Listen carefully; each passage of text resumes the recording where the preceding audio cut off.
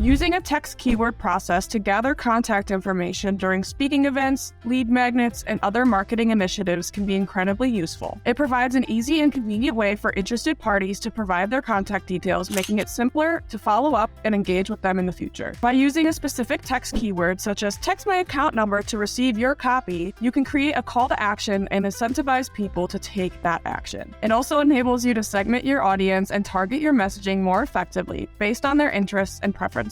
Log into your account. You will see various features and tools on the left sidebar. We are going to start this lesson by opening automation. This is what your screen will look like when you open this tab, and is where you can edit, create, organize, and manage all of your account workflow automations. And to the right of that, you can create new folders to organize your workflows into. And most importantly, the Create Workflow button. After clicking that button, this screen will appear to give us an option of how we want to start our workflow. We can choose to import an old campaign. Newer users won't even know what that is because workflows have completely replaced them. Or we can choose from a system default template to use as a base and customize it to our needs. These are also super helpful to dissect and explore when learning how to build out workflows. Lastly, we can start from scratch, which is what we're going to do in this example, so we can walk through the steps together. This is what your screen will look like when choosing a blank template. Let's explore all of these buttons and toggles. On the top right of the screen, we also have a test workflow button, which allows us to choose an existing contact to flesh out any bugs. To the right of that, we have our draft published toggle, which allows you to turn your workflow on and off whenever you need it. Most importantly, we have the big save button and the last saved time in the very top right corner. In the middle of the screen, you can name your workflow by double-clicking on the title or clicking the pencil icon. We can also toggle between our workflow actions, settings, history, and status. But let's start by opening the workflow's settings. Here are the settings you can customize